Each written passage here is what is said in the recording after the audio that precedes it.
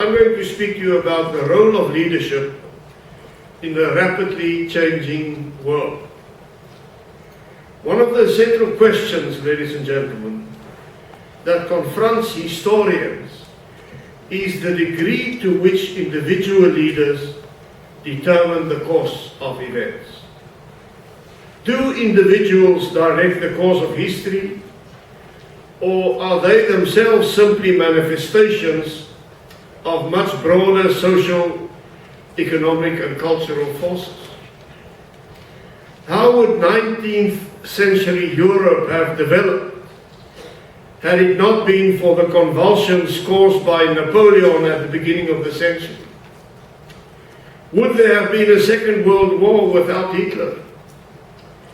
Would Britain have succeeded in its dogged struggle against Nazism without the Churchill? How would China look today if Deng Xiaoping had not succeeded in grasping the helm in the 80s? Would the broad flow of history have been much the same without these leaders? Or did they fundamentally change the course of history? In my own career, I have had the privilege of interacting with some great leaders who, in their own ways, have changed the histories of their countries or even the world. Mikhail Gorbachev is one of the people whom I count as a friend. The simple reality is that the history of the world, or Europe and of Russia, would have been fundamentally different if a hardline communist had seized the reins of power in the early 1980s. Even though the Soviet Union was doomed to economic failure, an orthodox communist dictator might well have held the empire of the USSR together for decades. The Cold War would not have come to an end. The countries of Eastern Europe would not have been liberated. The Soviet Union would not have disintegrated, and Germany would still be divided between East and West. Often, it's the individual leader who puts his or her weight on one side or other of the political balance who changes the course of history. Ironically, this is not necessarily what Gorbachev intended. In his book, Perestroika, he still declared that communism was the best system, but merely needed to be implemented in a more democratic and open manner. It was never his intention that the Soviet Union should fall to pieces, or that the Warsaw Pact should be disbanded. Ultimately, he found it impossible to control the momentum or the direction of the historic changes that he had unleashed. Nevertheless, the world today would have been a substantially different and, in my opinion, worse place had he not made the decisions that he made. The leader who perhaps impressed me most was former President Lee Kuan Yew of Singapore, former Prime Minister. Once again, he was an individual who changed the course of history. In many respects, he was the creator of modern Singapore. Without his leadership, Singapore might still have been just another city in Malaysia. As it is, and despite its tiny size, it has become one of the most successful countries with one of the freest economies in the world. Lee Kuan Yew took the right decisions for his country. He chose the right values and the right economic principles to ensure development of a successful society. In this, he was an artist, painting on the largest canvas that society can provide. I also got to know him as a very astute judge of the world, and he provided, when I met him in South Africa, a very canny and realistic assessment of our situation in South Africa in the early 90s. Another great leader whom I count among my friends is Margaret Thatcher. Few British Prime Ministers have had such a profound influence on the course of their country's history as she did. She understood, when she became Prime Minister, what the fundamental challenges were that she would have to address.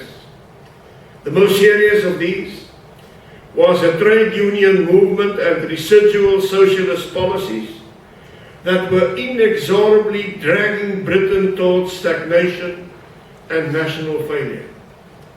Soon after she became Prime Minister, she prophesied that within 3 years she would be one of the most unpopular leaders that the country had ever seen. And then, and I quote, she said, "But 2 years after that, I shall be re-elected Prime Minister with an increased majority." And she was quite right. She took on the unions and won. And subsequently, as we know, she took on the Argentinians and beat them as well.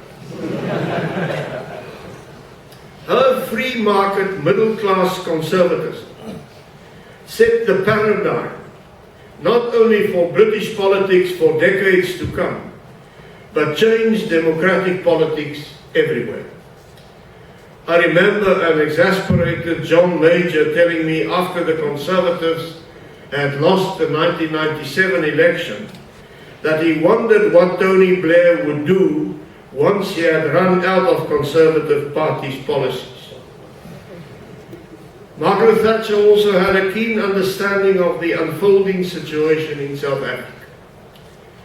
Although she was a consistent critic of apartheid, she had no illusions about the nature of the challenges that we faced. She doggedly resisted for as long as she could persistent demands for more sanctions against South Africa in the Commonwealth and in the international community. She realized that sanctions is not such an effective method of bringing about change. That engagement and that economic growth and development are far better change agents than mere sanctions. She always gave me and our partners in the negotiations, the ANC, strong and committed support for the achievement of our goals. And then, although I never met Deng Xiaoping, I believe that he will probably be regarded by future generations as one of the great leaders of the latter part of the 20th century. He himself was a victim of the Cultural Revolution, but nevertheless rebounded in 1978 to initiate the reforms that have fundamentally changed his country. The process that he began has led to the most far-reaching improvement in the lives of the largest number of people in the shortest period in the whole sweep of human history. In so doing, he has visibly improved the daily lives of hundreds of millions of ordinary people and has established China as a leading strategic and economic power. Such is the great canvas of statesmanship. Deng succeeded in turning China from what most people would call a drab and paranoid, ideologically obsessed backwater to a confident, prosperous and successful society. And in our own country, I would like to mention Nelson Mandela. He's a principled man and a great communicator. Through his natural charm and consideration, he played an indispensable role in promoting reconciliation and in laying the foundations of our new non-racial nation. However, he was by no means a saint. We were political opponents and he was a tough and relentless negotiator. However, whenever the situation required, he was able to rise above the political passions of the moment and join me in hammering out reasonable compromises that enabled the process to continue. He also had the stature and the strength to hold his fractious alliance together even at the most difficult junctures. Ladies and gentlemen, from the perspective that I've gained during the subsequent years, I've been able to identify the following requirements for leadership of major change processes.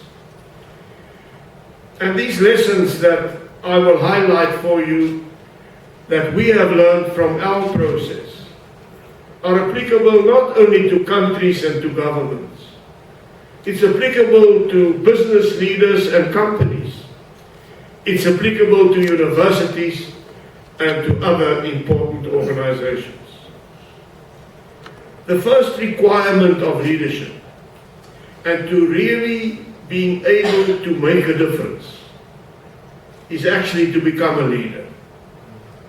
The world is full of brilliant people who have all the right solutions to the problems of the world. However, if they don't have the ability to turn their ideas into reality, they remain spectators and armchair commentators in the great game of life. First requirement, become a leader. The next requirement of leadership is an impartial and dispassionate assessment of reality and of the facts. And I will use South Africa from here onwards as an example illustrating the point I make. At the beginning of the 80s in South Africa, it was becoming increasingly clear to many of us in leadership positions in the then ruling National Party that we were on the wrong course. South Africa was becoming more and more isolated from the international community with each year that passed. The great majority of black South Africans were understandably increasingly adamant in their rejection of our policies and the solutions that we were trying to sell to them. As a result, we had become involved in a downward spiral of resistance and repression that threatened at some stage in the not too distant future to erupt into full-scale conflict. All of this was having an increasingly damaging effect on our economy and was threatening to shut down the engine of economic growth that was and remains our best hope of bringing all our people a better life. My colleagues and I in the government spent a great deal of time, from before I became president, from the early 80s, from the late 70s, a great deal of time identifying our problems and wrestling with the need for fundamental change. In open and often brutally frank discussions, we examined the hard and unpalatable facts that confronted us.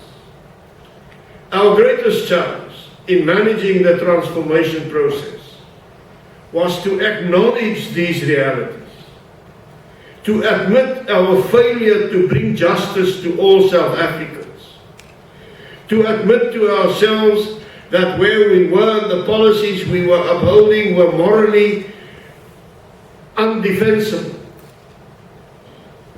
that we were on the wrong course, that apartheid was wrong in itself, and to confront our fears for radical change.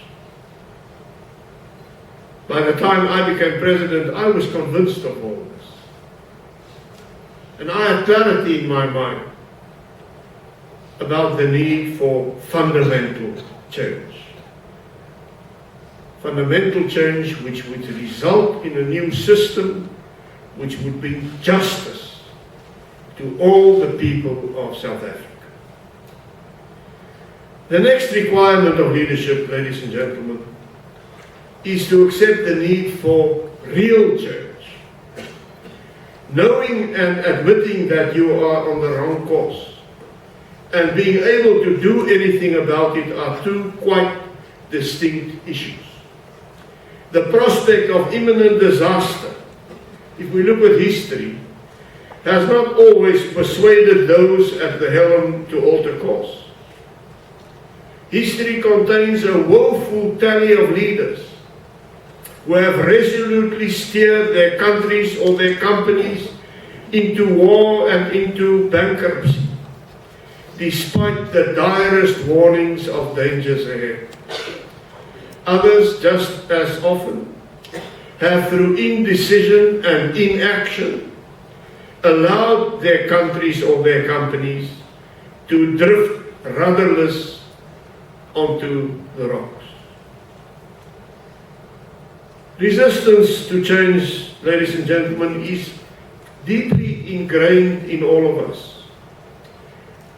All of us, the natural thing is you're comfortable with where you are, with the known dangers and your established reaction to whatever happens around you. In our case in South Africa, my people, the whites and other minorities, had some well-grounded reasons to fear change. We were deeply concerned about the communist influence in the ANC, which at that stage was the most important revolutionary movement. That communist influence included an expansionist policy in the USSR to gain direct or indirect control over the whole of Southern Africa with all its resources and with its strategic position.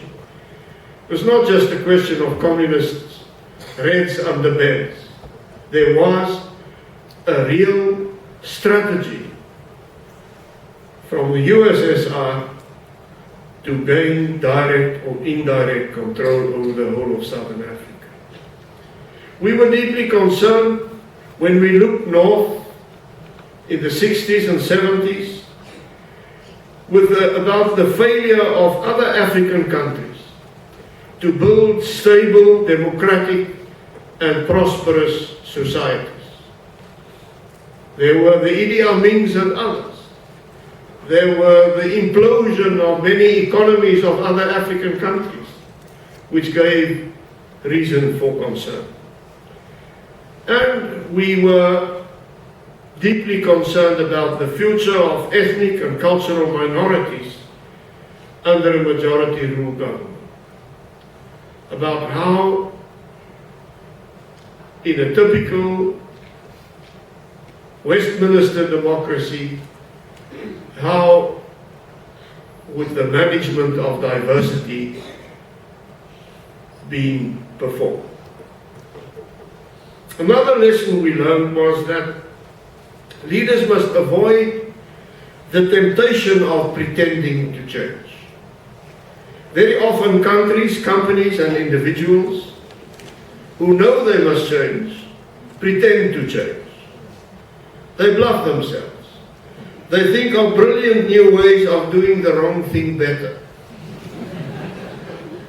Smokers, and until 7 years ago I was one myself, will tell themselves that if they cut down the number of cigarettes they smoke, they will be addressing their problem.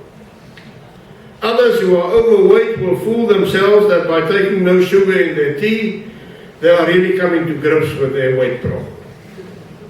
For years, we white South Africans also fooled ourselves that we could reform apartheid and thereby avoid the traumatic decisions and risks that real change always involves. It was only when we accepted that we would have to take extremely uncomfortable decisions and risks that real change could begin. Another challenge for leadership within whatever discipline is the articulation of a clear and achievable vision. It is an essential task of leadership. It was my privilege on the 2nd of February 1990 to present a new vision to the South African Parliament of a peaceful and democratic solution to our problems. I said, and I quote, that our goal was a new South Africa, a totally changed South Africa, a South Africa which has rid itself of past antagonisms, a South Africa free of domination in whatever form, a South Africa within which the democratic forces, all reasonable people, align themselves behind mutually acceptable goals and against radicalism. By 1994, to the astonishment of the world, we had turned our vision into reality. A vision, ladies and gentlemen, gives direction and purpose to our actions and provides a way of measuring one's progress. Without a vision, we have no idea of where we are going or how far we have come. Primary task of leadership is the formulation and communication of a vision, but then also to convince people to embrace that vision. And therefore the next lesson we've learned is that leadership requires special communication skills. We live in a world of perceptions, and perceptions are created as much by how we communicate as by what we do. For us in South Africa, it was very important to convince the media, to convince the international community of our vision and of our integrity when it comes to the commitment of that vision. It was also essential to encourage our own supporters and to reassure them that change was necessary, that we were on the right path, that they had to support fundamental and far-reaching change. Most people can deal with change and are even prepared to make painful sacrifices, but they cannot deal with uncertainty. We learned that leaders must get their timing right. The chairman also spoke about that in welcoming me. Even when you have become a leader, it is foolish to be vociferously right at the wrong time, or to move so far ahead in the right direction that your followers can no longer hear or see you. History and events, ladies and gentlemen, move at their own pace, sometimes agonizingly slowly, and at other times with frightening speed.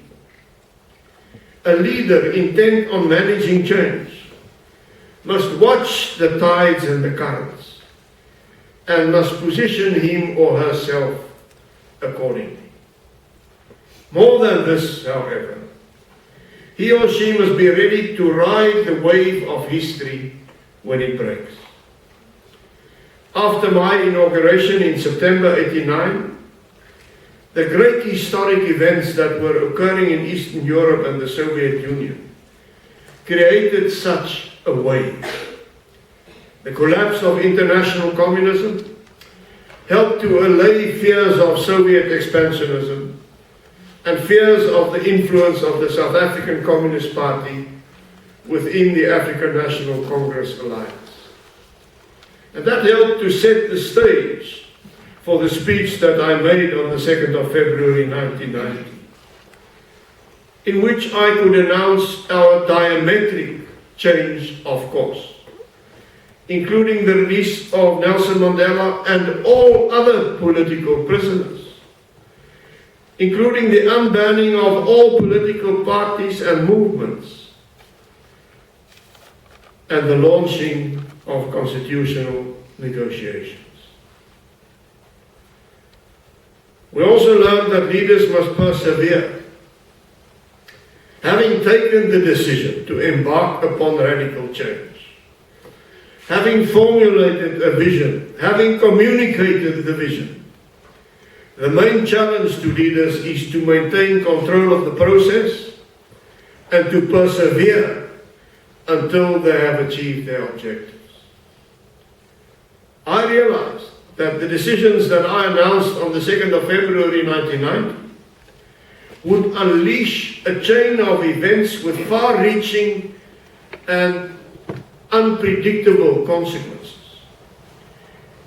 It was at times rather like paddling a canoe into a long stretch of dangerous rapids. You may start the process and determine the initial direction.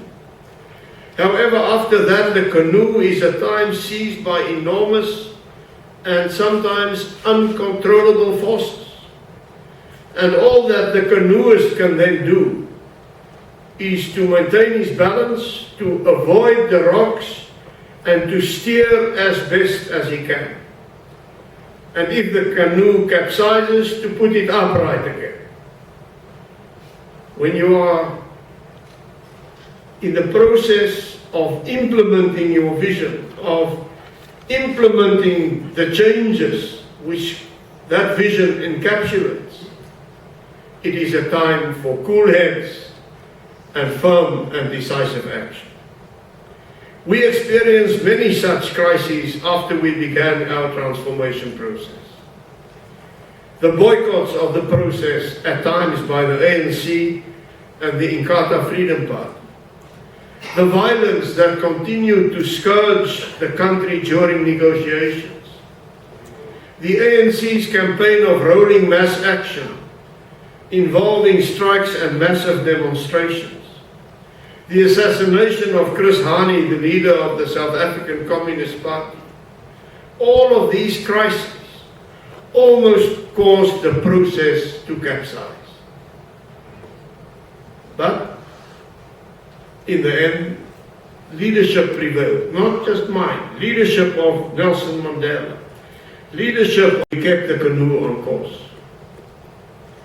Finally, ladies and gentlemen, leaders must accept that there is no end to change and must plan for their own departure.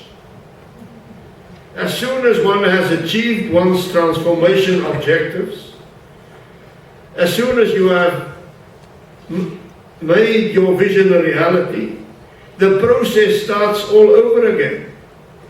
In a world in which change is accelerating, in which change is fundamental and unpredictable, there is no respite or time to rest on one's laurels and say, well, we've done well, now we can sit back and relax. One of the most difficult decisions for any leader is to accept that he or she too will one day be swept away by the unrelenting river of time. The wise leader will know when to leave and when to pass the baton to a new generation.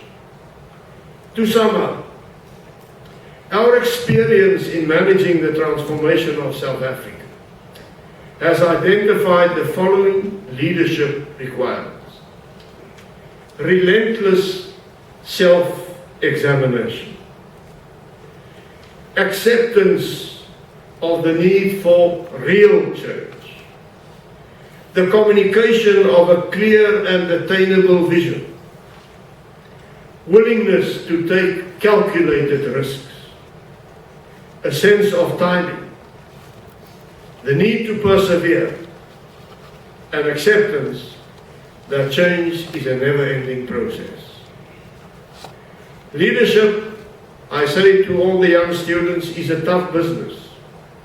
Whatever you do, you will be subjected to bitter criticism by one faction or the other. Leaders are confronted with the ever-present prospect of failure, of taking the wrong decision, of seeing their careers end in tatters and ignominy. Leadership is not for sissies. but the rewards of success make it all worthwhile. By December 1993, we had achieved all the goals that I had articulated when I started the transformation process. We had adopted a non-racial constitution.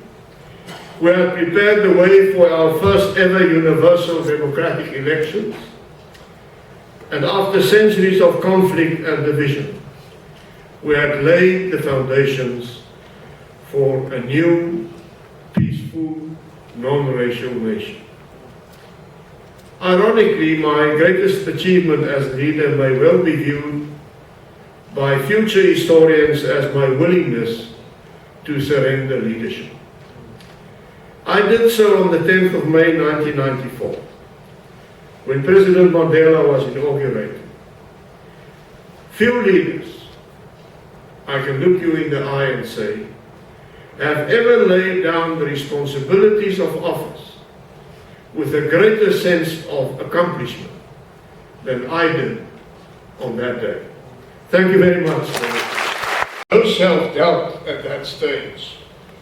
We then, until we got our new constitution in 1994, had a typical Westminster system. We had a three-chamber parliament for which whites, people of mixed origin, so-called coloureds, and Indians voted. And in the white chamber, it was on a constituency basis, like in the British Parliament. So the main opposition was the Conservative Party, which was absolutely diametrically opposing all the reforms that were being negotiated. And what happened is that in by-elections, after the September general election of '89, we started losing constituencies to this Conservative Party. Constituencies where we won in September '89 with a majority of 2,000, a by-election occurred and suddenly we lost it by 1,000, a 3,000 vote swing. So they accused me that I no longer had a mandate to negotiate a new constitution and a new dispensation, an all-inclusive dispensation in which all South Africans would have a vote of equal value. And they said I must resign and call a new election in terms of the then prevailing constitution. And I said no. I won't call an election, I will call a referendum. All the voters now know on where we're going to, what we are negotiating. Let them say, must I go ahead with this, yes or no? And then, when confronted with this question, 69.9% of the white voters said, go ahead with it. It refreshed my mandate. It improved my position at the negotiation table. An interesting aspect of that all-white referendum was how wise President Mandela was. He totally stepped back and he allowed me to sort this conservative opposition out in that referendum. The ANC did not interfere. They understood the need for refreshment of my mandate, which I got in the September '89 elections. And it was very helpful the way in which the ANC handled it. So it was a democratic exercise to re-establish a mandate for fundamental change. Sorry, my second part was, if the referendum would have resulted in a no vote, to use your analogy, would you have jumped off the canoe? I would then, no, I wouldn't. I would have resigned, and I would have called an election, and I would have fought to again win the election, but in all probability, if I lost the referendum, I would have lost the election too. I took a calculated risk. Thank you. I'm not an expert on what is happening in Burma and Myanmar, but let me say my impression from the outside is that the present president there is willing to work towards fundamental change. The fact how he has handled Aung San Suu Kyi, the lifting of her house arrest, allowing her to campaign and to be in public, are all very good signs. My advice to both Aung San Suu Kyi and to the President, because both of them are important role players in that situation, would be on the basis of our experience.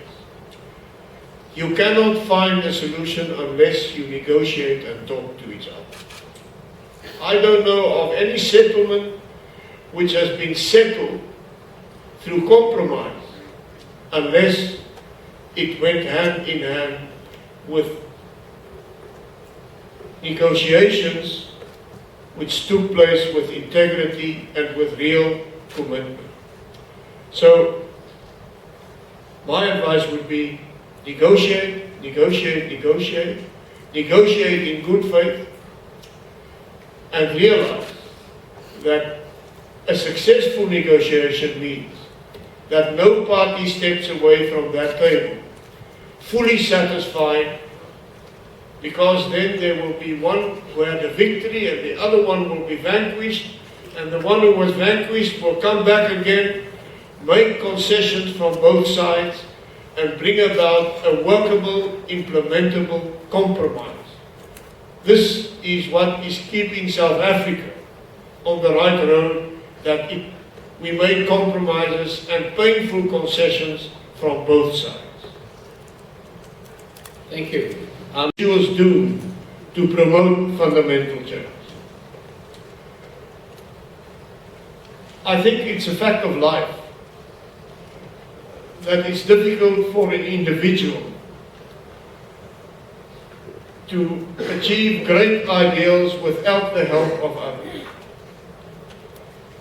The strength in promotion of change lies in convincing as many people as possible to take hands and to work together, in multiplying the same message, in joining organizations or establishing an organization and then building it out, which makes it clear what it stands for, what changes it wants to promote.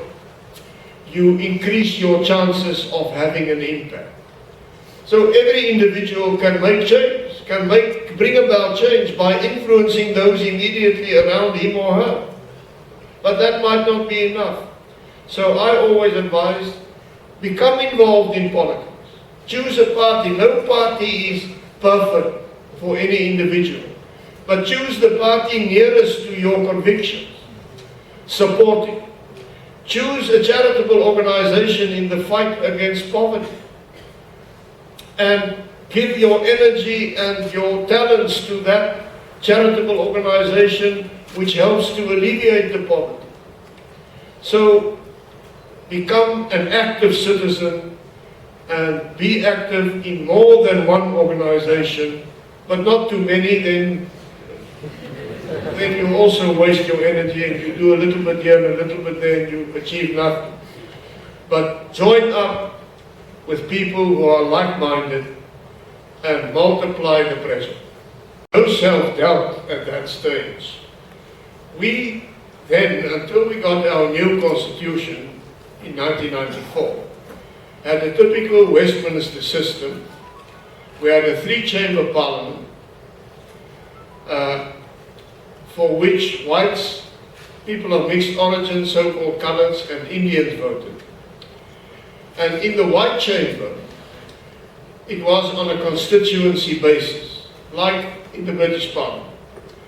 So the main opposition was the Conservative Party, which was absolutely diametrically opposing all the reforms that were being negotiated. And what happened is that in by-elections, after the September general election of '89, we started losing constituencies to this Conservative Party. Constituencies where we won in September 89 with a majority of 2,000, a by-election occurred and suddenly we lost it by 1,000, a 3,000 vote swing. So they accused me that I no longer had a mandate to negotiate a new constitution and a new dispensation, an all-inclusive dispensation in which all South Africans would have a vote of equal value.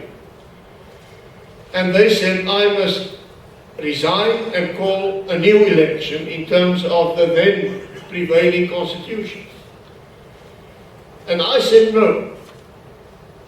I won't call an election, I will call a referendum. All the voters now know on where we're going to, what we are negotiating. Let them say, must I go ahead with this, yes or no? And then, when confronted with this question, 69.9% of the white voters said, go ahead with it. It refreshed my mandate. It improved my position at the negotiation table. An interesting aspect of that all-white referendum was how wise President Mandela was. He totally stepped back and he allowed me to sort this conservative opposition out in that referendum. The ANC did not interfere. They understood the need for refreshment of my mandate, which I got in the September 89 elections, and it was very helpful the way in which the ANC handled it. So it was a democratic exercise to re-establish a mandate for fundamental change. Sorry, my second part was, if the referendum would have resulted in a no vote, to use your analogy, would you have jumped off the canoe? I would then, no, I wouldn't. I would have resigned, and I would have called an election, and I would have fought to again win the election, but in all probability, if I lost the referendum, I would have lost the election too. I took a calculated risk. Thank you. I'm not an expert on what is happening in Burma and Myanmar, but let me say my impression from the outside is that the present president there is willing to work towards fundamental change. The fact how he has handled Aung San Suu Kyi, the lifting of her house arrest, allowing her to campaign and to be in public, are all very good signs. My advice to both Aung San Suu Kyi and to the President, because both of them are important role players in that situation, would be on the basis of our experience. You cannot find a solution unless you negotiate and talk to each other. I don't know of any settlement which has been settled through compromise unless it went hand in hand with negotiations which took place with integrity and with real commitment. So, my advice would be negotiate, negotiate, negotiate, negotiate in good faith, and realize that a successful negotiation means that no party steps away from that table fully satisfied, because then there will be one who had a victory and the other one will be vanquished, and the one who was vanquished will come back again, make concessions from both sides, and bring about a workable, implementable compromise. This is what is keeping South Africa on the right road, that we made compromises and painful concessions from both sides. Thank you. She was doomed to promote fundamental change. I think it's a fact of life that it's difficult for an individual to achieve great ideals without the help of others. The strength in promotion of change lies in convincing as many people as possible to take hands and to work together, in multiplying the same message, in joining organizations or establishing an organization and then building it out, which makes it clear what it stands for, what changes it wants to promote. You increase your chances of having an impact. So every individual can make change, can bring about change by influencing those immediately around him or her. But that might not be enough. So I always advise, become involved in politics. Choose a party. No party is perfect for any individual. But choose the party nearest to your convictions. Support it. Choose a charitable organization in the fight against poverty. And give your energy and your talents to that charitable organization which helps to alleviate the poverty. So become an active citizen and be active in more than one organization, but not too many, then you also waste your energy and you do a little bit here and a little bit there and you achieve nothing. But join up with people who are like-minded and multiply the pressure. They say Soweto is part of Greater Johannesburg, so you and I are from the same place. I was born in Johannesburg. Yay.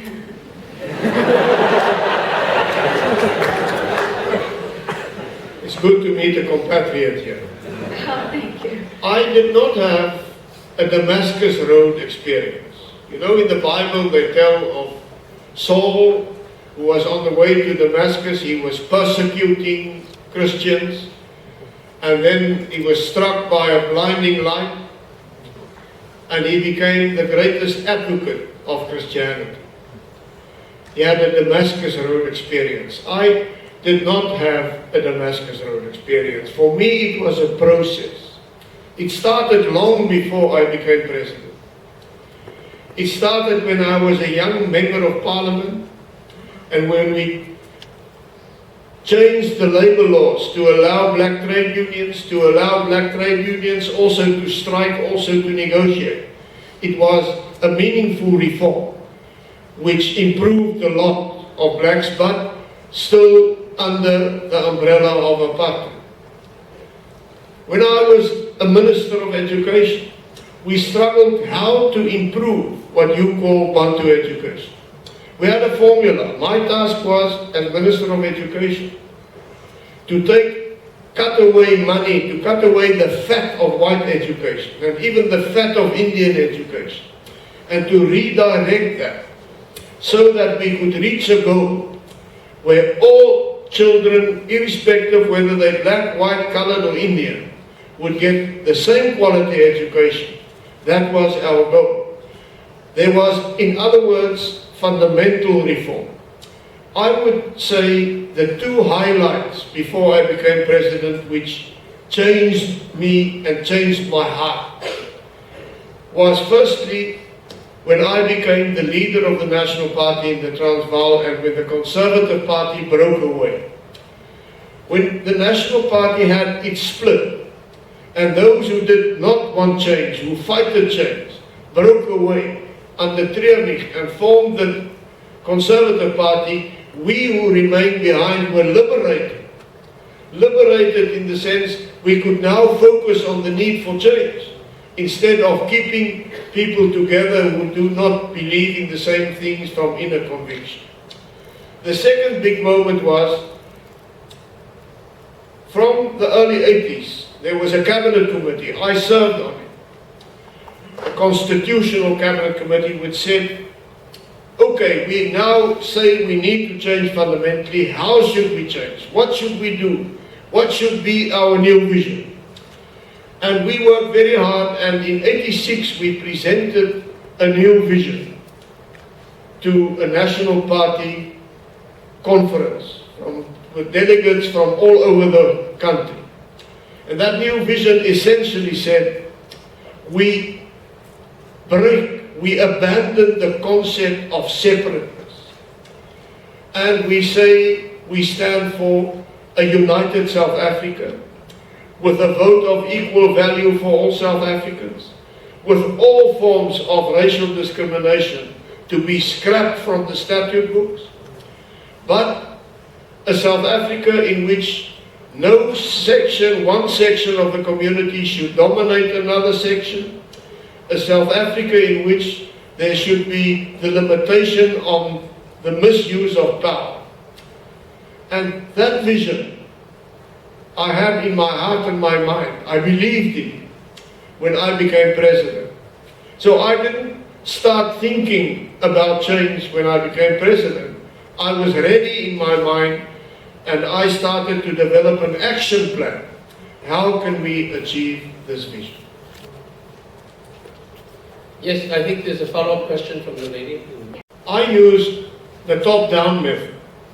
I first had to convince the fellow leaders in my party, because they were within the party powerful figures.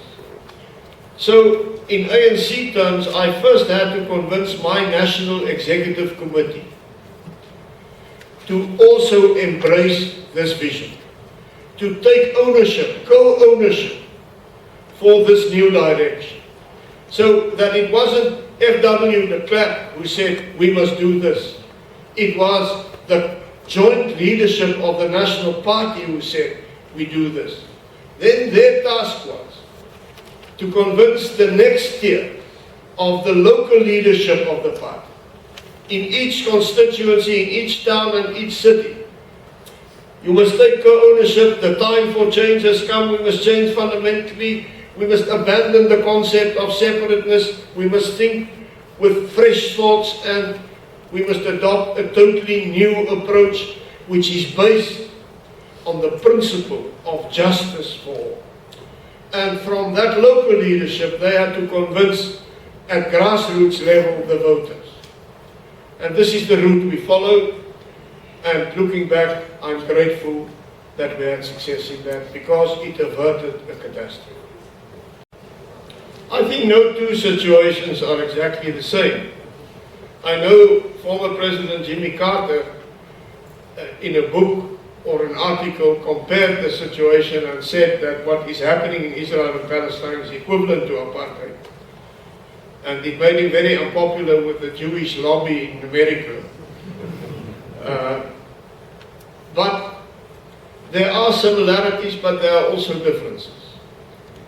Fact is, the origins of apartheid wanted to achieve what the whole world now says is the right thing for Palestine and Israel, namely two different nation states based on ethnicity, independent nation states which can work together.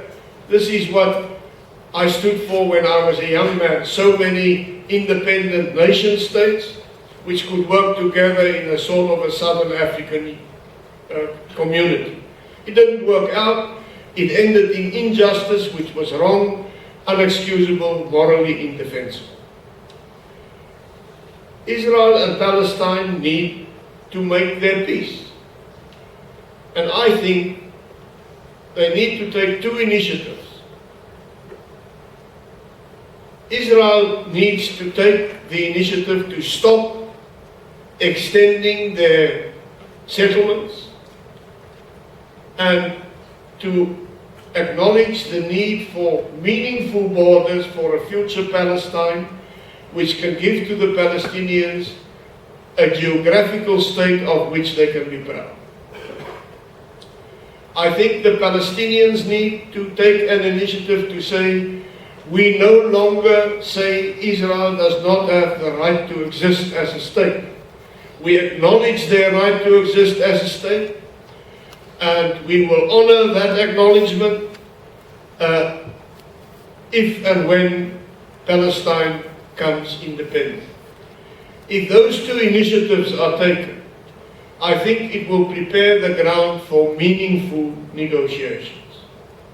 The case of Israel and Palestine, differently as from what we had in South Africa, I think some foreign guidance and oversight for a negotiation process will be necessary. In the case of South Africa, it was South Africans negotiated. They had support from outside sources, but they weren't monitored. They didn't have oversight. It was a South African initiative. If the Israelis and Palestinians can do this, it would be wonderful, but I don't see that as a practical reality in the immediate future. Again, I want to make the point. No peace can be made unless you talk. Another bit of advice to both sides is that you can't choose to whom you talk. You must talk to the people who have the power. For a long time in South Africa, before 1989, consecutive National Party governments wanted to talk to black leaders, but they chose which black leaders they wanted to talk to. They did not want to talk to the ANC because of its linkage to communism and because of its armed struggle. So they were talking to other black leaders, but those black leaders weren't representative of the majority of all the black South Africans. The ANC was. Likewise, in Israel and Palestine, talks need to take place inclusively, including everybody with meaningful constituencies supporting them. Any politician is wary of the press. There's always between politicians, whether it's Afrikaans media or English media in our case, a sort of a tension. But both need each other. To communicate effectively, you need media which take you seriously and report on what you say. You have to take the criticism on your chin. My father, who was also a cabinet minister under 3 consecutive prime ministers, always used the expression to me, but if you criticize, don't stick out your chin, do what a boxer does, as you are hit, roll back. And then, when you've rolled back, then come forward and punch back.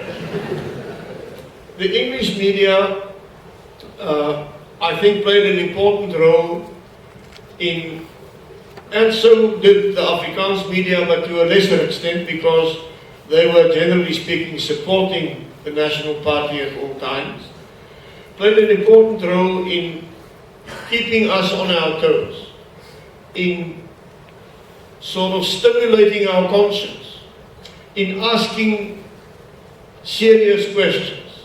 So I would not regard the influence of media, also international media, as negligible in any way whatsoever. I have a bit of a different viewpoint about sanctions. Sanctions at times were counterproductive for what they were intended to achieve. Sanctions hurt black South Africans much more than it hurt white South Africans. Sanctions twisted our economy. We found ways and means around sanctions at a price, at a premium. We had to pay for oil, but we could still get oil notwithstanding the oil sanctions. That money could have used for improvement of education, for instance. So I believe sanctions in the international sense should be reserved for very serious situations, and if they don't succeed in a year or two, other alternatives should be looked at. In the case of South Africa, at times, sanctions delayed reform instead of stimulating reform, but it also kept us on our toes. The English media played, generally speaking, the responsible ones, played a good role. Some of them stoked revolution. Revolution is not good for any country. In the following, I think a leader should surround him or herself with strong people who are not afraid to differ from him. I always try to do that. And I always tried, I think the time for despotic leadership is over. The time for the individual leader who says, this is what we'll do, who slams the table, who stares around at everybody, and who dominates. It's over. The time for inclusive leadership has arrived.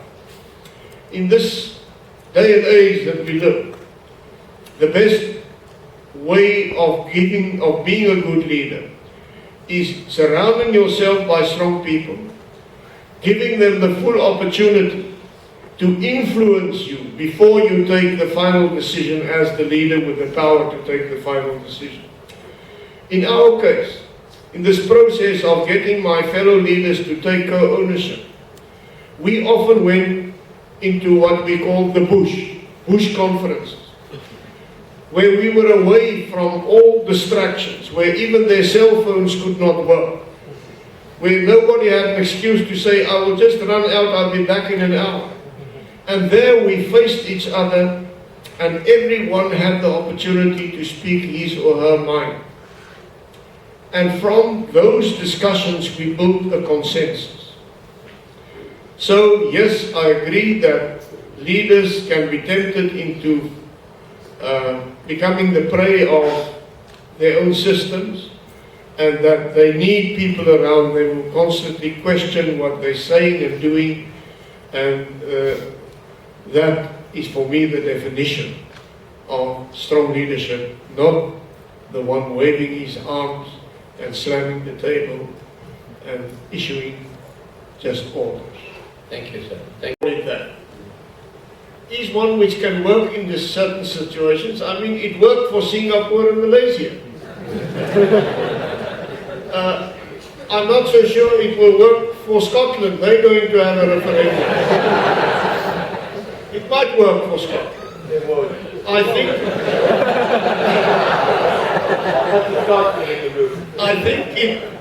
think if it's pursued strongly and quickly, it might work for Israel and Palestine. But in other cases, it cannot work, especially where you have a population which is very diverse, but which is economically fully integrated. I mean, we stood for partitioning in South Africa. There are many reasons why it didn't work, but one of the reasons is we became an economic omelette. We all needed each other, irrespective of race or color, to keep a growing economy going. And that made nonsense of the concept of partition. It made nonsense of saying there are white areas and black areas. Most areas became mixed areas. So we came to the conclusion at the early 80s, it's not going to work, we must drop the idea of separateness and division and partition. But for some it can work, but in most cases it's best to work out a solution how to deal with important minorities in one country. A recent study has shown, I think it was in 2008 or so, that of the 20 most serious violent conflicts in the world at that stage, only 2 were between countries. 18 were between people living in the same country. And apart from the challenge of poverty, that 1/3 of the world population is living below the breadline, I think that's a big challenge for the next century. The other challenge is, how do you manage diversity? Because more and more with globalization, countries become diverse. America, for instance, already it has Spanish-speaking majorities in a number of the 50 states of the United States. The percentage of Spanish speakers in America is going to increase dramatically. America, the melting pot, won't continue to work. America will have to say, how do we deal with this? Do we have Spanish schools? While children learn English where they are taught in Spanish? Do we have, as they already have in California and in New Mexico, Spanish TV channels? How do we make an important minority feel comfortable, that their concerns are being listened to, that they're getting consideration, that they are regarded not as strangers, but as a building block of the greater whole. That, I think, poses the second big challenge for the next century. I think the personalities of leaders who need to negotiate plays an important role. I was very fortunate in having a Nelson Mandela, who is a man of high moral values, who is a man of great integrity, and a man who believed it was necessary to make concessions and to reach a compromise. Quite often, negotiations fail because leaders play games in the negotiation. They say, look, I'm negotiating. But actually, they don't really want to reach a conclusion soon. They try to create time by keeping talking without the real conviction that they need to make a deal. South Africa was fortunate in the sense that from my side, I and my fellow leaders were convinced we need to change fundamentally, and that we could not win through the barrel of a gun. Yes, we could maintain control and so on, but we could not win, and that in any event we weren't prepared to defend something which we came to believe was morally indefensible. From Mr. Mandela's side, he and his fellow leaders realized they could not win through the barrel of a gun. The armed struggle could go on for decades, but they had no real chance of winning. Therefore, there was an acknowledgement from both sides. The time has come, we need to make a deal. And the starting point to convince recalcitrant leaders who actually need to negotiate is for those who can influence them, to convince them, unless you make a deal, you're going to damage also your own constituency. It's in their best interests that you negotiate with integrity and with honesty. I agree with your analysis that South Africa is not fulfilling its full potential, and that some serious steps are needed in order to achieve our full potential. I would say the top priority should be, also in the field of empowerment, is to improve the quality of education. It is admitted also by the present government that quality of education in South Africa lags far behind. On international schedules which are drawn, we near the bottom when it comes to the quality of our education. And it's not a question of money. Already we give about 20% of the total budget goes for education. It's a question of improving the management in schools, having more discipline in schools, having more discipline amongst the teaching profession, having more dedication amongst the teaching profession. But education and training should be the top priority. From that will flow the availability of well-taught and well-trained people for a modern, developing labor market. If we want to join the rest of the world, we need to modernize our economy. And to modernize our economy, we need to modernize our education system. So that would be the top priority. Second, in the economic sphere, to create an investor-friendly climate, hand in hand with political stability. We must ask ourselves, what are the three main reasons why foreign investors are skeptical and hesitant to invest in South Africa? And we must remove those reasons in their minds by We have been following well-balanced economic policies, generally speaking. Which brings me to the second question. Yes, there's place for black economic empowerment, there's place and a need for some form of affirmative action, but it must be done in a balanced way. If it is done in a way which only enriches a few,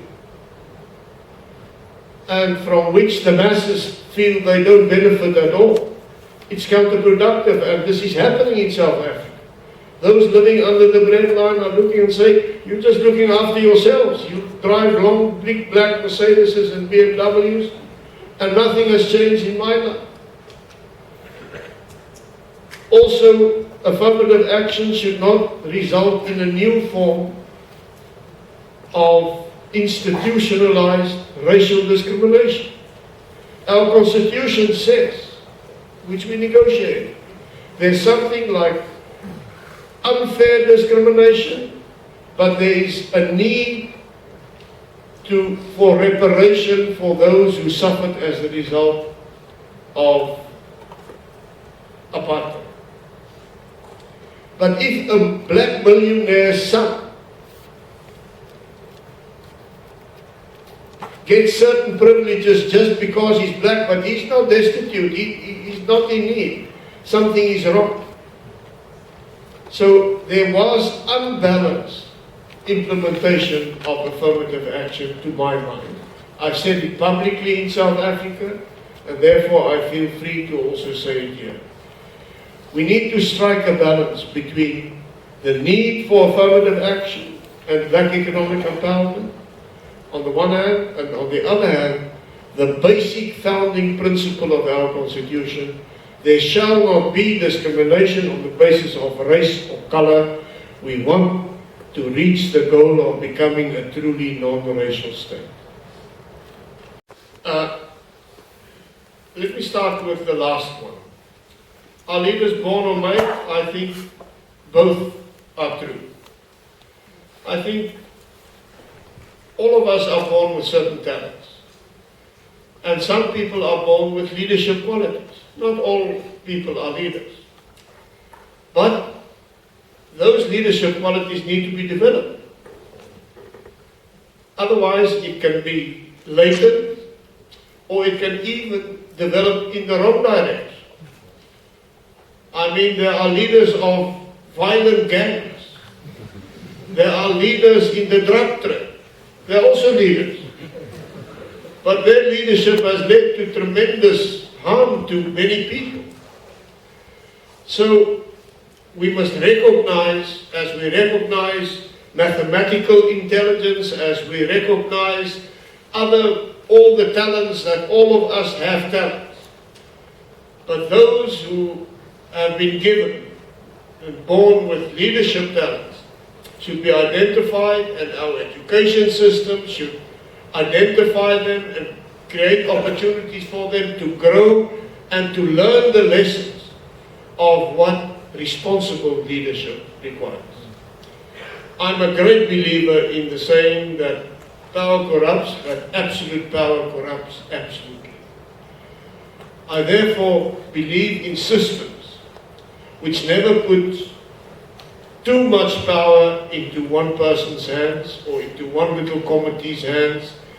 I'm a great believer in checks and balances in systems.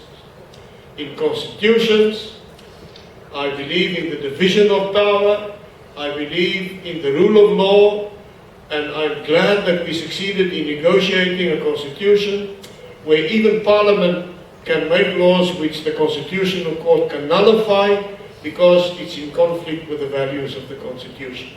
I'm a great believer in checks and balances. Can a leader adjust timing while he must also adjust to timing? The timing I talked about was sometimes things happen beyond your control, which opens a window for you, a window of opportunity. If you see the window, the challenge for the leader is to jump through that window, because such windows have a tendency to later close again, and suddenly you can't jump through them. But leaders can create time, I think. You cannot always achieve what you want to achieve with one swipe. So sometimes you need to take an initiative which will create time for the next step to take place. In South Africa, when the announcements I made on the 2nd of February 1990 was an initiative, everybody expected I might release Nelson Mandela. Nobody expected me to say I will release all political prisoners. I wasn't expected to announce the unbanning of all organizations, even the military wing of the ANC. It was an initiative. It created time and space. Then, a few months later, Mr. Mandela took an initiative, which wasn't negotiated. He announced the suspension of the armed struggle.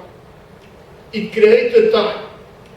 And those two initiatives, in a certain sense, set the scene for successful negotiations.